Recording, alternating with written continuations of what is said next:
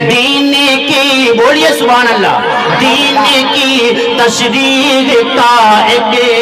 یہ نیا انداز ہے، دین کی تشریح کا ایک یہ نیا انداز ہے، یہ پاورفل میڈیا، یہ پاورفل میڈیا بھی حق کی ایک آواز ہے، دین کی تشریح کا ایک یہ نیا انداز ہے، یہ نیا انداز ہے، یہ پاورفل یہ پاورفل میڈیا بھی حق کی ایک آواز ہے۔ آئیے،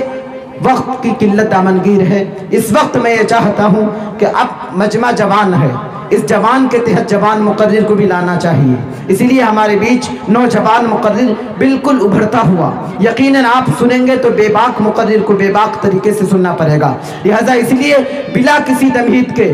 میں بہت تیزی کے ساتھ سفر کر رہا ہوں، اور آپ کے قریب جو ماہانندہ ندی ہے، جو مٹیاری کے قریب ہے، وہاں پہنچتا ہوں، اور سمندر کے بحر عمیق میں یعنی بحر عمیق میں غوطہ زنی کرتا ہوں، اور ایک صدف نکالتا ہوں، جب اس صدف کا منہ کھولتا ہوں تو ایک اچھے خطیب کا نام آتا ہے، جسے آپ اور ہم حضرت مولانا معروف راہی دامت برکاتہم العالیہ کے نام سے یاد کرتے ہیں۔ اس وقت میں حضرت والا سے بڑے ادب کے ساتھ التماس کرتا ہوں، گزارش کرتا ہوں کہ تشریف لائے اور اپنے قیمتی مواعظ حسنہ سے ہم سامعین کو نوازے۔ آئیے، حضرت کا استقبال ان 4 مصروں کے اندر کر رہے ہیں کہ ادنا تھے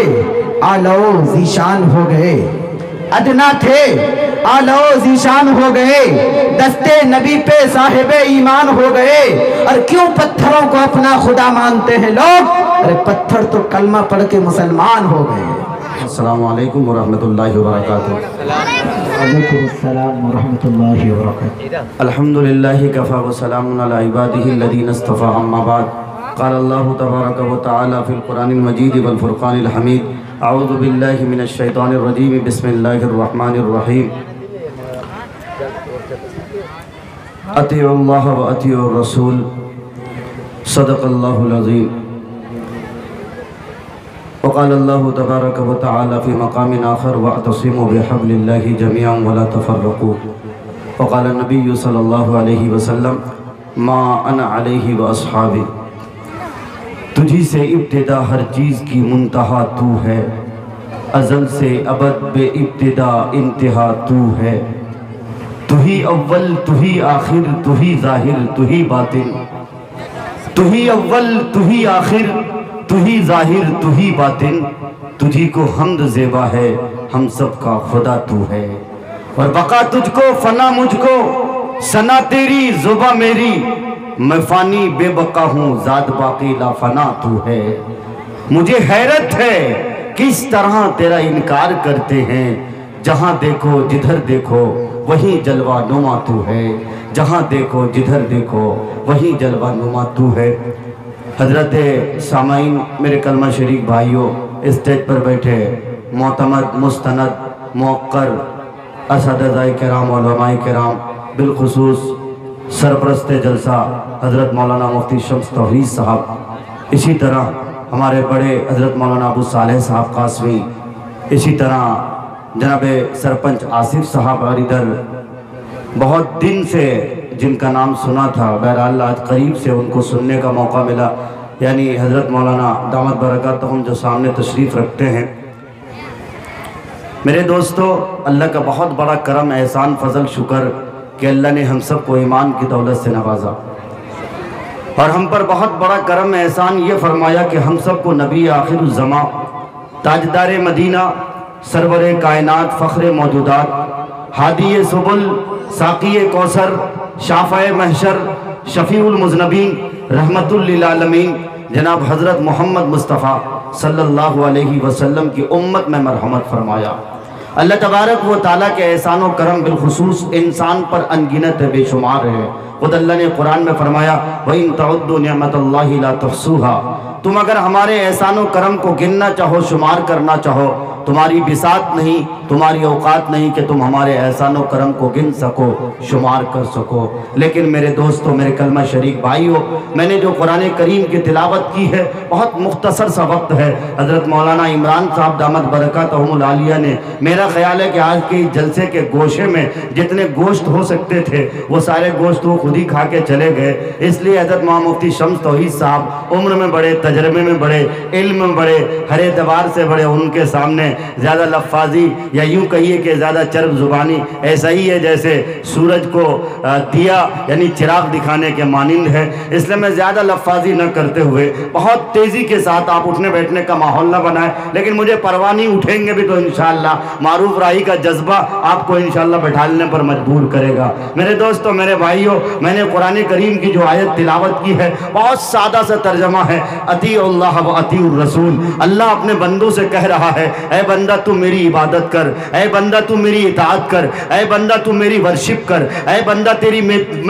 تو میری پوجا پاٹ کر، اے بندہ تو میری عبادت کر۔ لیکن ایک سوال بندہ خدا کی طرف سے آتا ہے، آپ کے دل میں بھی سوال آتا ہوگا، لیکن چونکہ اللہ نے قرآن میں فرمایا کہ میں نے انسان کو جو سب سے بڑی دولت دی ہے وہ سینس کی دولت دی ہے، وہ عقل کی دولت دی ہے۔ علماء فرماتے ہیں، بیٹھے ہیں اسٹیج میں تشریف رکھتے ہیں، جگہ جگہ اللہ نے قرآن میں فرمایا، کہیں فرمایا فلا تتفکرون، کہیں فرمایا فلا تعقلون، کہیں فرمایا فلا تتفکرون، کہیں فرمایا تسمعون، کہیں فرمایا تعقلون۔ ان ساری آیتوں کو من جملہ جب محدثین کرام لیتے ہیں، خلاصہ کلام یہ نکلتا ہے، انسان کے دماغ میں جو سب سے بڑی دولت دے رکھی ہے، انسان کے جسم میں، اعضائے جوارح میں، پورے جسم میں اگر انسان کو اگر ممتاز کیا گیا ہے، حیوان ناطق کی جو نطق کی صلاحیت دی گئی ہے، اس میں سب سے بڑی جو دولت ہے وہ انسان کی عقل کی دولت ہے، وہ انسان کے دماغ اور مائنڈ کی دولت ہے۔ اسی لیے انسان اسی وقت تک انسان کہلاتا ہے جب تک اس انسان کے پاس عقل محفوظ رہتی ہے۔ جب انسان کی عقل معاف ہو جاتی ہے، جب انسان کی عقل چھن جاتی ہے، انسان کو مجنون کہا جاتا ہے، انسان کو دیوانہ کہا جاتا ہے، انسان کو پاگل کہا جاتا ہے۔ معلوم یہ ہوا کہ اللہ تبارک و تعالیٰ کے خاص کرم سے عقل محفوظ ہو گئی، اور عقل کے تقاضے کے مطابق ایک سوال آ گیا، مجمع عام کی طرف سے بھی آ سکتا ہے، مجمع خاص کی طرف سے بھی آ سکتا ہے۔ اے اللہ، تو نے مجھے پیدا کیا اور تیرا حکم ہے کہ تو میری عبادت کر۔ اے اللہ، تو نے مجھے پیدا کیا، کس کام کے لیے پیدا کیا؟ اپنے بندگی کے لیے پیدا کیا، اپنے ورشپ کے لیے پیدا کیا، اپنے پوجا پاٹ کے لیے پیدا کیا، پورے مانوتا کے سمان کے لیے۔ چاہے اللہ کو کسی نام سے یاد کرنے والے ہوں، کوئی گاڈ کے نام سے یاد کرتا ہے، کوئی لارڈ کے نام سے یاد کرتا ہے، کوئی ایشور کے نام سے یاد کرتا ہے، کوئی بھگوان کے نام سے یاد کرتا ہے، کوئی خدا کے نام سے یاد کرتا ہے۔ لیکن میرے دوستوں، میرے کلمہ شریک بھائیوں، سب کا مقصد ایک ہوتا ہے۔ سب کا مقصد وہ کیا مقصد ہے؟ وہ مقصد یہ ہے کہ کوئی ہے حکم الحاکمین، کوئی ہے ارحم الراحمین، کوئی ہے ایک داتا جو پورے مانوتا کے سمان کو چلا رہا ہے، جو دھرتی کے نظام کو چلا رہا ہے۔ اس دھرتی کے نظام کو چلانے والا جسے ہم اور آپ اللہ کہتے ہیں، جسے ہم اور آپ فارسی میں خدا کہتے ہیں اور دیگر ناموں سے پکارتے ہیں، پوری دنیا طرح طرح کے ناموں سے پکارتی ہے۔ لیکن ایک بات میں بتاتا چلوں، آج پوری دنیا یہ سوال اٹھا رہی ہے، پوری دنیا کی طرف سے ایک سوال آمیزہ ہے۔ وہ سوال کیا ہے؟ بندہ پوچھتا ہے کہ یا اللہ، میں آپ کی عبادت کیسے کروں؟ میں نے تو آپ کو دیکھا نہیں۔ یا اللہ، میں آپ کی اطاعت کیسے کروں؟ میں نے تو آپ کو دیکھا نہیں۔ یا اللہ، میں آپ کی پوجا پاٹ کیسے کروں؟ میں نے تو آپ کو جانا نہیں۔ بندہ خدا کی طرف سے واجب جواب آتا ہے، واجب سوال آتا ہے، لیکن اللہ فرماتا ہے ہاں یقیناً تیرا سوال بجا ہے۔ تو کہتا ہے میں نے تجھے دیکھا نہیں، میں نے تجھے جانا نہیں، تیری بندگی کیسے کروں، تیری اطاعت کیسے کروں، تیری پوجا پاٹ کیسے کروں؟ یقیناً تو نے مجھے نہیں دیکھا۔ اللہ نے قرآن میں فرمایا تو اسے دیکھ جو مجھے دیکھ کر آیا ہے، یعنی من یطیع الرسول فقد اطاع اللہ، جو مجھے دیکھ کر آیا ہے۔ یعنی اپنے محبوب کی عبادت کر۔ جب تو اپنے محبوب کی عبادت کرے گا سمجھو کہ میری عبادت کرے گا۔ جب تو اپنے محبوب کی اطاعت کرے گا سمجھو کہ تمہیں میری اطاعت نصیب ہوگی۔ جب تم اپنے محبوب کے نقش قدم پر چلو گے سمجھنا کہ تم اللہ کے بتائے ہوئے راستے پر چل رہے ہوگے۔ لیکن بندہ خدا کی طرف سے ایک سوال پھر آمیزہ ہوتا ہے، ایک سوال پھر کھڑا ہوتا ہے، اور سوال کھڑا ہونا چاہیے چونکہ آپ نے بھی نہیں دیکھا نبی پاک صلی اللہ علیہ وسلم کو، میں نے بھی نہیں دیکھا۔ اللہ والے ہوتے ہیں خواب میں نبی پاک صلی اللہ علیہ وسلم کی زیارت نصیب ہو جاتی ہے۔ لیکن ایک بات بتاتا چلوں آپ کو، یہ سوال جب کھڑا ہوتا ہے کہ یا اللہ، میں نے تو آپ کے محبوب محبوب کو بھی نہیں دیکھا، میں آپ کے محبوب کی اتباع کروں، میں آپ کے محبوب کی کیسے اتباع کروں، میں آپ کے محبوب کے نقش قدم پر کیسے چلوں، ان کی سنتوں پر کیسے چلوں؟ تو نبی پاک صلی اللہ علیہ وسلم نے فرمایا تیرا سوال بچا ہے۔ آج عیسائی حضرت عیسیٰ کے ماننے والے ہوں یا یہودی جو موسیٰ کی طرف اپنی نسبت کرتے ہیں، پوری دنیا کے لوگ یہی شوشہ کھڑا کرتے ہیں، یہی سوال کرتے ہیں کہ محمد الرسول اللہ کی اتباع کیسے کی جائے جبکہ میں محمد الرسول اللہ کا امتی نہیں ہوں۔ ایک بات میں کہہ دینا چاہتا ہوں، جبکہ حضرت عیسیٰ نے بھی اس بات کو کہا تھا اور حضرت عیسیٰ نے یہی بات کہی تھی، سارے ادیان آئے، سارے مذاہب آئے، سارے نبیوں کی کتابیں آئیں، لیکن ایک بات جو قرآن کریم نے کہا اور الا ان وعد اللہ حق، اللہ کا وعدہ حق اور سچ ہوا کرتا ہے۔ قرآن میں اللہ نے فرمایا کہ میں نے اس کتاب کو نازل کیا اور میں اس کتاب کی حفاظت کی گارنٹی لیتا ہوں۔ آخر یہ بات کیوں نہیں آخر سمجھ میں آتی؟ کیا ان کی عقلوں پہ پردے پڑ گئے؟ پوری دنیا میں چاہے بائبل ہو، چاہے انجیل ہو، چاہے توریت ہو، نہ ان کی کتابیں محفوظ، نہ ان کی شریعت محفوظ، اس لیے وہ ملحد ہو گئے، اس لیے وہ کافر ہو گئے، اس لیے وہ اسلام کے دشمن ہو گئے۔ آج چاہے بابری مسجد کا مسئلہ، یہ تو ہندوستان کا مسئلہ ہے، لیکن اس پر میں آپ کو کھڑا نہیں کروں گا۔ آپ دیکھ لیجئے مسجد اقصیٰ کی اینٹوں سے اینٹیں بجانے پر آخر اتنے دنوں سے یہودی اور فسطائی طاقتیں کیوں پیچھے پڑی ہیں؟ آپ جب اس کے کوہ میں جائیں گے، آپ جب اس کی تلاش میں جائیں گے، اس پر متلاشی ہوں گے، آپ جب اس کے تجسس میں جائیں گے، میرے دوستوں، میرے کلمہ شریک بھائیوں، آپ کے دماغ میں ایک بات آئے گی اور وہ بات ہم سے کوئی ڈھکی چھپی بات نہیں ہے کہ اسلام کے مطالعے کو اس نے صحیح سے نہیں کیا، چونکہ میرے نبی کی شریعت محفوظ ہے۔ اللہ نے قرآن کے لیے یہ فرمایا ہم نے اس کتاب کو نازل کیا اور ہم ہی اس کتاب کی حفاظت کے ذمہ دار ہیں۔ توریت کی کتاب بھی آئی، انجیل کی کتاب بھی آئی، زبور کی کتاب بھی آئی، لیکن اللہ نے اس کے لیے یہ وعدے نہیں فرمائے۔ قرآن کریم کے لیے یہ وعدے ہیں، قرآن کریم کے لیے یہ بشارت ہے۔ تو بندے خدا کی طرف سے یہ سوال جب ہوتا ہے کہ میں نے آپ کے محبوب کو نہیں دیکھا، میں آپ کے محبوب کی کیسے اتباع کروں، میں ان کی اطاعت کیسے کروں، میں ان کے نقش قدم پر کیسے چلوں؟ نبی پاک صلی اللہ علیہ وسلم نے فرمایا، قرآن کی طرف سے آیت ہے، الیوم اکملت لکم دینکم واتممت علیکم نعمتی ورضیت لکم الاسلام دینا۔ تم نے سوال کیا میں نے اللہ کو نہیں دیکھا، اللہ نے فرمایا من یطع الرسول فقد اطاع اللہ، جو نبی کو نہیں دیکھا اگر یہ سوال کرتا ہے اس کو اللہ نے کہا تو نے مجھے نہیں دیکھا، نبی کی اطاعت کر لے، میری اطاعت ہو جائے گی۔ پھر نبی پاک صلی اللہ علیہ وسلم نے فرمایا قرآن کریم کی آیت کے مصادقت میں اور میں نے جو حدیث پڑھی ہے اسی حدیث کے پس منظر میں نبی پاک صلی اللہ علیہ وسلم نے فرمایا ما انا علیہ واصحابی، یقیناً تیرا سوال بچا ہے کہ تو نے مجھے نہیں دیکھا لیکن تو اسے دیکھ جو مجھے دیکھ کر آیا ہے، یعنی صحابہ کے نقش قدم پر چلو۔ صحابہ کے نقش قدم پر جب تم چلو گے سمجھو کہ تمہیں ہدایت نصیب ہو جائے گی، چونکہ صحابہ ہمارے لیے کسوٹی ہے، صحابہ ہمارے لیے معیار حق ہے۔ جو صحابہ پر انگلی اٹھائے گا سمجھو کہ وہ وقت کا وقت ہے، وہ وقت کا فرعون ہو سکتا ہے۔ صحابہ کی ذات اتنی عظمت، اتنی مضبوط اور اس قدر مضبوط اور مستحکم ذات ہے۔ وَإِذَا قرآن کریم کی آیت ہے وَإِذَا قِيلَ لَهُمْ آمِنُوا كَمَا آمَنَ النَّاسُ سَيَقُولُ السُّفَهَاءُ، اس طرح کی آیتیں ہیں کہ صحابہ کرام کو بے وقوف کی باتیں کہی گئی، لیکن میرے دوستو آج چاہے یہودی ہو، آج چاہے عیسائی ہو، سبھی لوگ حضرت انبیاء علیہ السلام کے تقدس کی بات کرتے ہیں، صحابہ کرام پر انگلیاں اٹھاتے ہیں، لیکن ایک بات یہ سمجھ میں آتی ہے کہ اللہ نے اپنے محبوب کی جب یہ بعثت فرمائی، قرآن کریم کی آیت ہے والتین والزیتون وطور سینین وہذا البلد الامین لقد خلقنا الانسان فی احسن تقویم۔ اللہ نے قرآن میں اتنی قسمیں کھائیں، پھر فرمایا میں نے انسان کو بہت اچھے سانچے میں ڈالا۔ آپ جان کر دنگ رہ جاؤ گے، اللہ نے اتنی ساری قسمیں کھائیں پھر فرمایا میں نے انسان کو بہت اچھے سانچے میں ڈالا۔ کون سا انسان؟ آپ اور ہم ہیں۔ ہمارے اور آپ کے لیے اللہ نے قسمیں کھائیں، لیکن ہم کس مصیبت کے ہم کسی مصیبت میں گرفتار ہو گئے، ہم کون سے مسائل میں گرفتار ہیں؟ اپنے اندر جھانک کے دیکھیے، اللہ تبارک و تعالیٰ نے آپ کی قسمیں کھائیں پھر فرمایا آپ کو میں نے بہت بہترین سانچے میں ڈالا۔ آج ہمارے درمیان اختلاف ہوتا ہے، ایک طبقہ نبی پاک صلی اللہ علیہ وسلم کو نور مانتا ہے، ایک طبقہ نبی پاک صلی اللہ علیہ وسلم کو بشر مانتا ہے۔ یہ کوئی اختلافی بات کی محفل نہیں ہے، ہم نے ہمیشہ امن و آشتی کی دعوت دی ہے، ہم نے ہمیشہ بھائی چارگی کی دعوت دی ہے، ہم نے اگر کوئی بات کہی ہے تو قرآن و حدیث کے مطابق بات کہی ہے۔ قرآن کریم کی اگلی آیت جو پہلے پارے میں آپ کو ملے گی، اللہ نے فرمایا ان اللہ اصطفیٰ آدم، آپ اور ہمارے بارے میں ایک ڈھکوسلا، ایک ایسی بات جو بے بنیاد بات ہے جس کے کوئی ہاتھ اور پیر نہیں ہے۔ یہ کہا جاتا ہے کہ دیوبند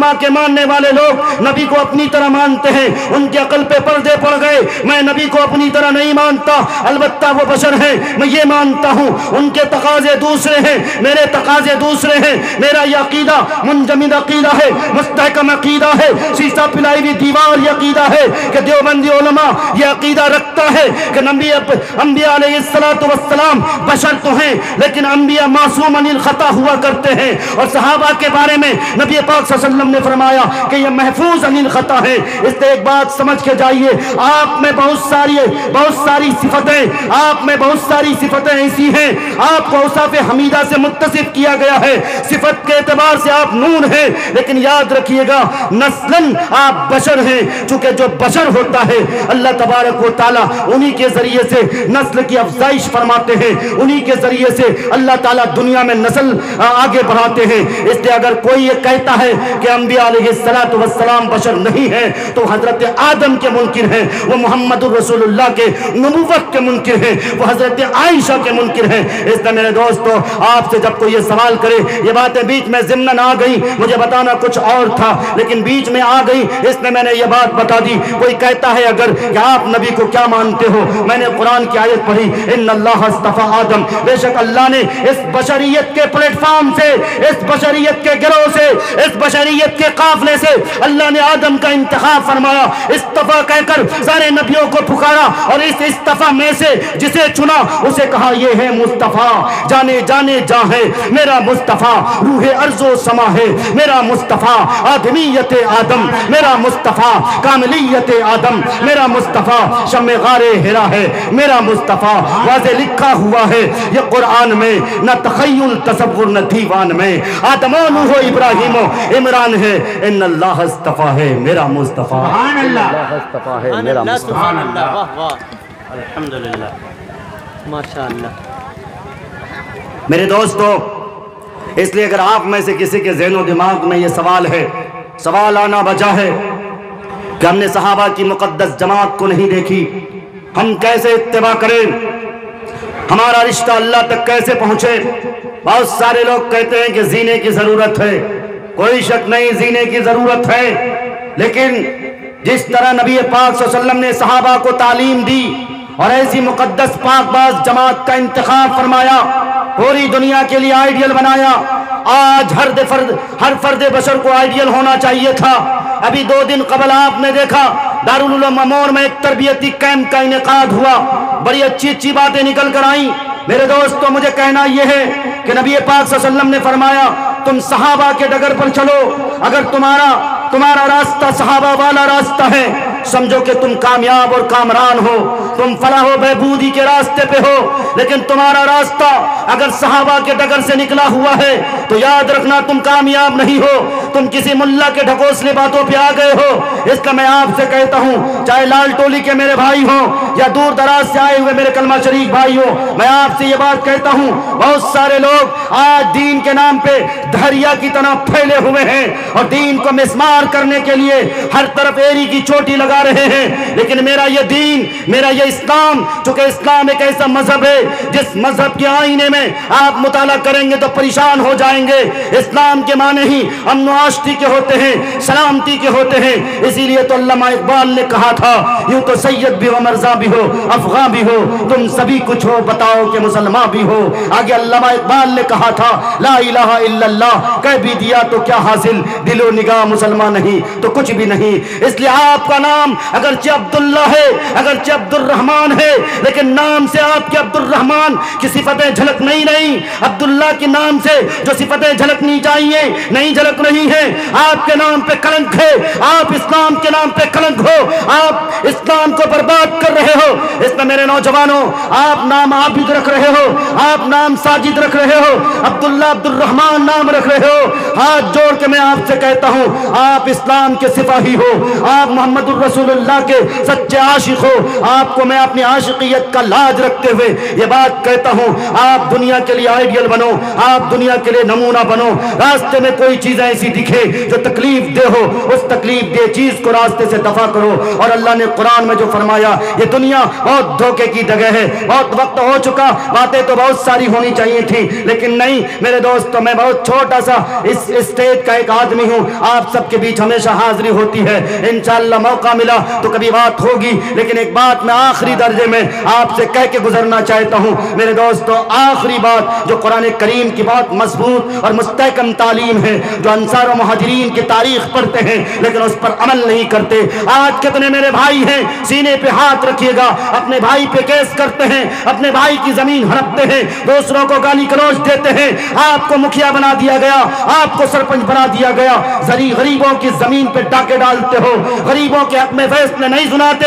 जालिमों के हक में फैसले सुनाते हो, फासिकों के हक में फैसले सुनाते हो, जाबिरों के हक में फैसले सुनाते हो। मैं मुबारकबाद पेश करता हूँ, इतनी तबीयत नासाज है मेरे भाई जनाबे सरपंच आसिफ साहब की, उसके बावजूद वो इस जलसे का हिस्सा बने हुए हैं। और अल्हम्दुलिल्लाह इस मस्जिद में उन्होंने 5000 की रकम, बल्कि 5500 की रकम अल्हम्दुलिल्लाह इस मस्जिद में अपनी खिदमत उन्होंने दी है अपने वालिदा माजिदा के नाम पर। आसिफ सरपंच के लिए दुआ करिए, अल्लाह उन्हें शिफाए कुल्ली अता फरमाए। मेरे दोस्तों, मुझे कहना यह है, आप पैदा इसलिए किए गए हो ताकि लोगों को अच्छी बातें बताओ, अच्छे रास्ते पर चलने की दावत दो। आप इसलिए नहीं पैदा किए गए कि लोगों को बताओ कि इस तरह से उन पे केस ठोको, इस तरह उनकी जमीन हड़पो, नकली कागजात जमा करके गरीबों के जमीन हड़प लो। आपके यहाँ हमारे यहाँ एक गुनाह, इतना बड़ा गुनाह है, मुफ्ती साहब तशरीफ रखते हैं, बहुत बड़ा गुनाह है, लेकिन उसको हम गुनाह नहीं समझते। हमारी फसल होती है, हम अभी मकई की खेती लगा रहे हैं, बताइए मकई की जब खेती हरी भरी हो जाती है, इसमें घास पौधे उग जाते हैं, हम दूसरों की खेती से घास को छीन लेते हैं, घास को काट लेते हैं, खेत वाले से इजाजत लिए बगैर आपके ये घास काटना जायज नहीं है, हराम है। आप इस घास को लेकर अपने गाय को खिलाते हो, उससे दूध ज्यादा की मिकदार में आता है, याद रखना आपका उस गाय को घास खिलाना नाजायज हराम है, और उस गाय से जो दूध निकल रहा है वो भी हराम है। इसलिए ऐसी ग़िज़ा से भी बचने की जरूरत है। ये मैंने एक उदाहरण के तौर पे, एक मिसाल के तौर पे मैंने एक बात रखी है, बातें और भी हैं, लेकिन मेरे दोस्तों, अच्छे कायद, अच्छे रहबर जब हमारे समाज में होते हैं, अच्छे फैसले के नताइज आते हैं, अच्छी बातें हमारे समाज में आती हैं, हम अपने उलमा की कद्र करें। ये वक्त की पुकार है, वक्त की सदा है, क्योंकि तारिक बिन ज़ियाद के दौर में भी ऐसा ही हुआ था। स्पेन की तारीख पढ़िए, 850 साल जहां मुसलमानों की हुकूमत रही हो, लेकिन मुसलमानों को अगर तराज किया गया, मुसलमानों को अगर सफ़े हस्ती से मिटाया गया, वो कोई दूसरी बात नहीं थी। मुसलमानों के उलमा और अवाम के रिश्ते को मुनक़ता किया गया था, आपस में दूरियां पैदा की गई थी, गलत फहमियां हमारे समाज का हिस्सा बन चुकी थी। आज वही दौर है, नफरत की फिजाएं हर तरफ अमरला रही हैं, नफरत की फिजाएं हर तरफ गर्मा गर्म हैं, हमारे नफरत के बाजार गर्म हो गए।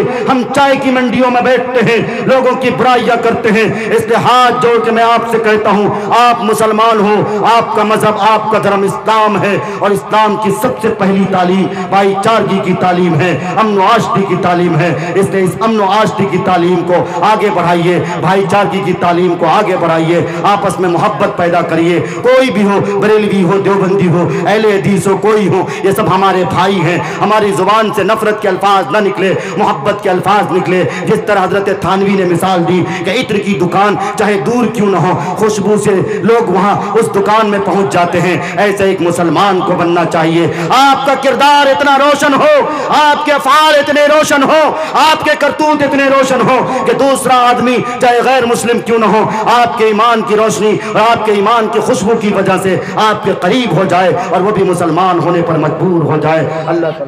अल्लाह ताला से दुआ है कि अल्लाह ताला हम सबको कहने सुनने से ज़्यादा अमल की तौफीक अता फरमाए। ज़माने को शायद बताना पड़ेगा, नया रंग अपना दिखाना पड़ेगा, क़यादत इमामत खिलाफत की खातिर जवानों को फिर से जगाना पड़ेगा। जिन्हें खानकाहों की लत लग गई है उन्हें फिर से मैदान में लाना